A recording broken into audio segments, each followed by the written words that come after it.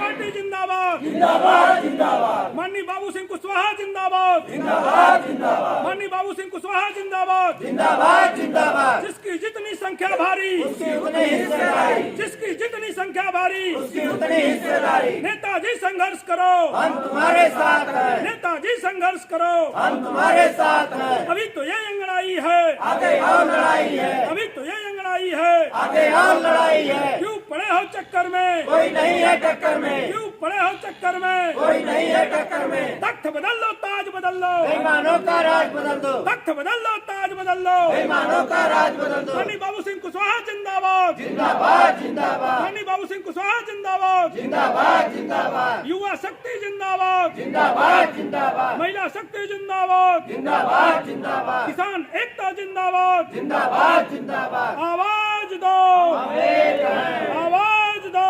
हम एक हैं। बहुत बहुत धन्यवाद।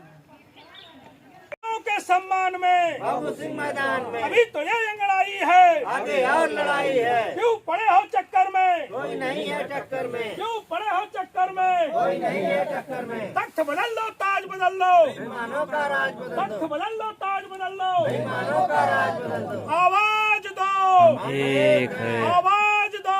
एक है। बहुत बहुत कि आप लोगों ने अपना बहुमूल्य समय दे करके हमारी बातों को सुनने का जो काम किया है, इसके लिए हम सहृदय आप लोगों के चरणों में अपना सर रख करके नमन करता हूं।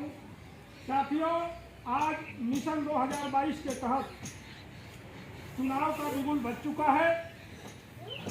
हर 5 साल पे चुनाव आता है और हम लोग चुनाव में वोट देते हैं और वोट दे करके घरों में बैठ जाते हैं और हम लोग के ही समाज के कुछ लोग या अन्य पार्टियां हमारे फायदे गिनवा करके हमको बड़े बड़े लुभावने दे करके हिस्सेदारियों की बात करके हमारे बहुमूल्य वोट को तो ले लेते हैं, लेकिन जब हिस्सेदारी देने की बात आती है तो शायद वो भूल जाते हैं। और इसी मिशन के तहत जन अधिकार पार्टी के राष्ट्रीय अध्यक्ष माननीय बाबू सिंह कुशवाहा, जो किसानों, कमेरों, दलितों, शोषितों, वंचितों, कमेरों, मजदूरों, बेरोजगारों, महिलाओं की आवाज को बुलंद करने वाले एक ऐसे नेता हैं जिनकी विचारधारा लेकर के आपके बीच में आया हूं, जिनका एक ही फार्मूला है कि जिसकी जितनी संख्या भारी उसकी उतनी हिस्सेदारी। इस फार्मूले के तहत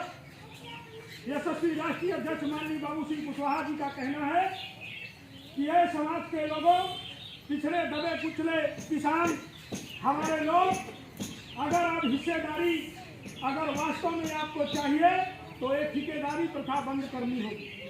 जो हमारे समाज के कुछ लोग हमारे अपने बन करके हमारे बीच में तो चले आते हैं, अपने बन करके हमारी हिस्सेदारी की बात करके अपने विधानसभा और लोकसभा में तो चले जाते हैं, लेकिन जैसे ही वो विधानसभा और लोकसभा की कुर्सी पर जाते हैं वो हमारी हिस्सेदारियों को भूल जाते हैं। वो भूल करके अपनी ऐशो आराम में लिप्त हो जाते हैं और फिर 5 साल आता है तो उस 5 साल के बाद फिर हिस्सेदारी की बात लेकर के हमारे बीच आ जाते हैं। तो साथियों, आपसे इसी अपील के साथ जन अधिकार पार्टी की टीम हमारे साथ आपके बीच में हम लोग आए हैं कि माननीय बाबू सिंह कुशवाहा जी का कहना है कि अब 75 वर्ष बीत गया आज़ादी के और 1950 में संविधान लागू हुआ और संवैधानिक अधिकार था हमारे देश में कि पहले संविधान लागू होने से पहले राजतंत्र था। राजा का बेटा रानी के पेट से पैदा होता था और वही राजा होता था, लेकिन नहीं, जब बाबा साहब भीमराव अम्बेडकर जी ने संविधान बनाया तो उन्होंने कहा नहीं, अब ऐसा नहीं, कुछ को हम जगाते हैं, कुछ को आप जगा दो साथियों, कुछ को आप जगा दो। बहुत बहुत धन्यवाद। आप लोगों ने बहुमूल्य समय दिया। लास्ट में पितातुल्य बुजुर्ग, नौजवान साथियों, नन्हे मुन्ने बच्चों, माताओं बहनों से मैं प्रणाम करता हूं और आशा और विश्वास करता हूं कि 27 दिसंबर को अपना बहुमूल्य समय दे करके उस महारैली को और महारैली, बड़ा रैली बनाने का काम करेंगे और नेताजी के कारवां को आगे बढ़ाएंगे। जय हिंद, जय भारत, जय जन अधिकार। बहुत बहुत धन्यवाद। आप फ्री का सारा चीज बंद करके हमारे युवाओं को रोजगार दे दो। अगर रोजगार की बात हो तो हमारे घर में अगर एक बेटा रोजगार करेगा तो अपनी शिक्षा, चिकित्सा, अपना आय, अपना खरंजा, नाली, शौचालय, आवास सब दुरुस्त हो जाएगा। आज प्रधानों के नाम पे ग्राम में करोड़ों रुपए का बजट आ रहा है। ये ग्राम प्रधान ठेकेदार बन करके 40% रुपया खरंजा नाली में लगा करके 60% ये लोग अधिकारी कर्मचारी ब्लॉक से लेकर के बंदर बांट कर रहे हैं। क्या सरकार बैठ के क्या कर रही है? इसको क्या नहीं दुरुस्त कर रहे हो? इसका मतलब सरकार चाहती है कि आप हमारे धन को, ये पैसा कहां से आ रहा है? जो हजारों करोड़ का बजट सरकार दे रही है, ये पैसा हमारे आपका, ये टैक्स का पैसा है। आप हर सामान खरीदते हो, नमक से लेकर के चावल, अनाज, गेहूं, दाल, डीजल, पेट्रोल, गैस सिलेंडर, हर जगह हमको टैक्स देना पड़ता है। ये टैक्स का पैसा ये सरकार हमारा दुरुपयोग कर रही है। आज आप मंदिर की बात करते हो, हम आस्था का विषय है, हम मंदिर का विरोध नहीं करते हैं, हमारे भी भगवान हैं, आपके भी भगवान हैं, लेकिन ये गरीबों का पैसा, आज हमको रोटी की जरूरत है। मंदिर मस्जिद तो हम जिंदा रहेंगे तो बनेगा, पहले हमको जीने का अधिकार चाहिए। आज छोटी छोटी बच्चियों के साथ रेप और बलात्कार हो रहा है, आज छोटी छोटी बच्चियों के साथ रेप बलात्कार हो रहा है। सरकार मूक दर्शक बनी हुई है। एक मामला था भाजपा के नेता आज तेली के, जो कि आज उसने किसानों के ऊपर गाड़ी चढ़ा करके किसानों को मारने का काम किया। आज वो सरकार में बना हुआ है, उसका बेटा, आज उनको सत्ता से बर्खास्त करना चाहिए। तब हम लोग मानते कि नहीं, आप न्याय करने के लिए बैठे हो। आज चिन्मयानंद, कुलदीप सिंह सेंगर बाइज्जत बरी हो गए। यही रेप पीड़िता का परिवार का 7 लोग मारे गए। आज कुलदीप सिंह सेंगर बाइज्जत बड़ी हो जाता है और इसी भाजपा के सरकार में आज सत्ता में बैठा हुआ है। बताइए हम कैसे माने कि सरकार रेप पीड़िता की मदद कर रही है कि या रेप करने वाले की? आज आए दिन दुर्दशा बनी हुई गरीबों की, और हिस्सेदारी के नाम पे कुछ नहीं, खाली आप फ्री की योजनाओं को देने का काम कर रहे हैं। आज फ्री की योजनाओं को बंद करके आप लोगों से मैं कहने के लिए आया हूं, माननीय बाबू सिंह कुशवाहा जी का कहना है कि हमको फ्री की सारी योजनाएं बंद कर दो।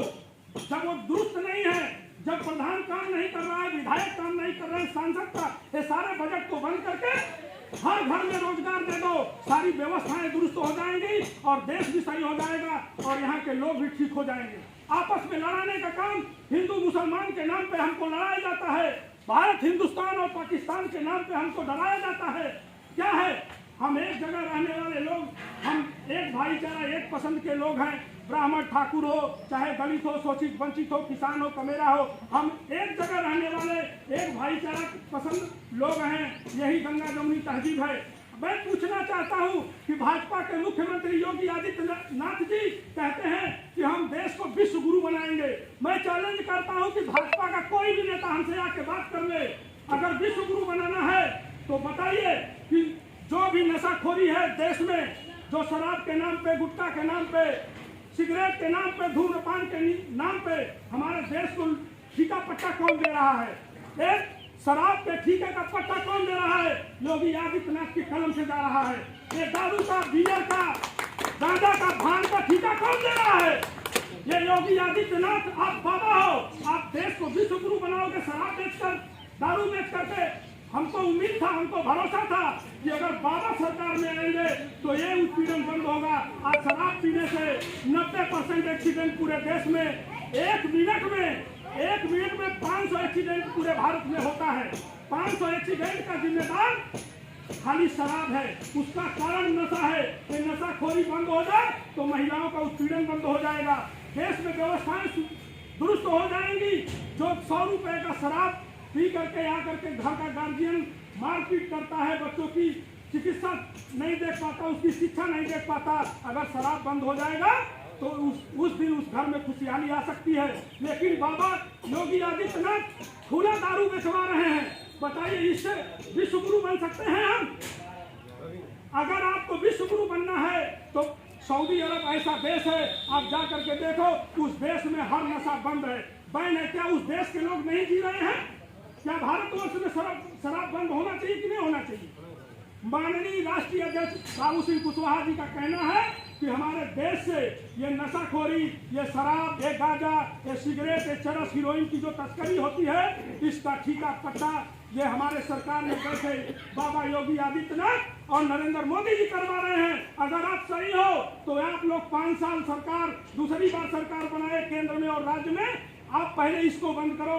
इससे ये सबसे बड़ा कैंसर हमारे देश का है। हमारे गरीबों को और गरीब बनाने की व्यवस्था बनाई जा रही है। जहां ये ठीका पट्टा क्यों दे रहे हो आप? कोई है सवाल करने वाला?